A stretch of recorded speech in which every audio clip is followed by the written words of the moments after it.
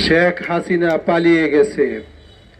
আল্লাহ রব্বুল আলামিন বলেছেন যে জালেমরা যখন জুলুম করতে করতে এক পর্যায়ে যদি আমি দড়ি পাকড়াও করি, ফামা বাকাত আলাইহিমুল আরদু ওয়ালাস সামাউ, সেদিন তাদের জন্য কেহই কান্না করে না, আসমান কান্না করে না, জমিন কান্না করে না।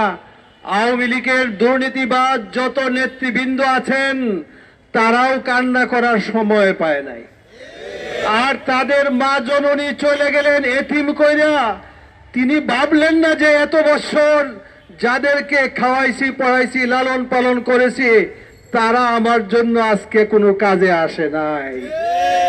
গণভবন থেকে বিশেষ হেলিকপ্টারে তারা দুই বোন চলে গেছেন রাষ্ট্রপতির কাছে।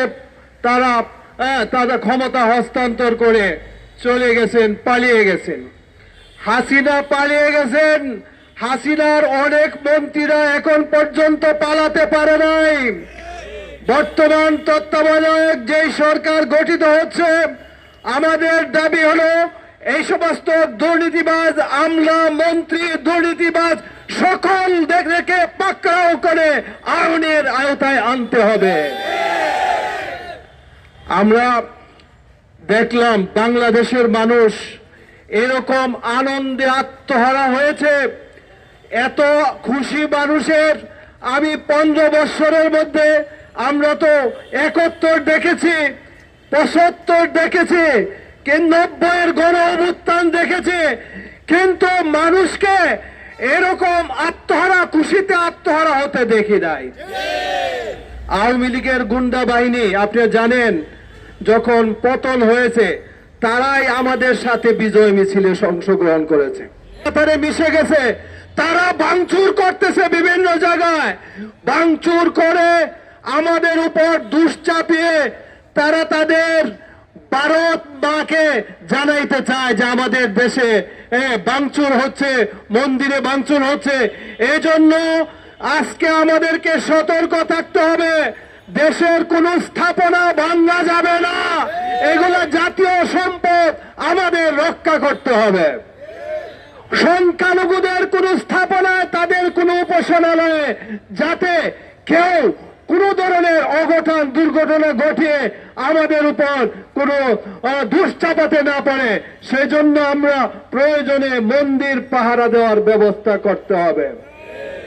আমরা আজকে খুশি হয়েছে, আনন্দ মিছিল করব, কিন্তু চূড়ান্ত বিজয় আমাদের বক্তারা বলছে চূড়ান্ত বিজয় হবে যখন আমাদের দেশে একটা স্থিতিশীল সরকার ক্ষমতায় হস্তান্তর হবে তাদের হাতে, এবং যারা জনগণের জান মাল তাদের সবকিছুর হেফাজতের দায়িত্ব নেবে। আজকে আমরা আমাদের এই সমাবেশ থেকে বিশেষভাবে সেই সমন্বয়কদেরকে আমরা অভিনন্দন জানাই, যাদের কারণে যাদেরকে হাসপাতাল থেকে তুলে তাদেরকে ডিবি অফিসে নিয়ে টর্চার করা হয়েছে এবং তাদেরকে ভয়ভীতি দিয়ে সেই ডিবি অফিস থেকে তারা আন্দোলন প্রত্যাহারের ঘোষণা দেওয়ানো হয়েছে। কিন্তু আমাদের ছাত্র সমাজ তারা বুঝতে পেরেছে যে তারা বিশ্বাস করে নাই, তারা আন্দোলন কন্টিনিউ করেছে। ডিবি অফিস থেকে তারা মুক্ত হয়ে তারা ঘোষণা দিয়েছেন আন্দোলনে ছিলাম, চূড়ান্ত আন্দোলন পর্যন্ত আমরা থাকব। সুতরাং তাদেরকে আমরা ধন্যবাদ জানাই খেলাফত মজলিসের পক্ষ থেকে। এবং আগামী শুক্রবার খেলাফত মজলিসের পক্ষ থেকে এই বাইতুল মুকাররমের উত্তর গেট থেকে এখানে বিশাল বিজয় মিছিলের আয়োজন করা হবে। আপনারা সবাই আমন্ত্রিত।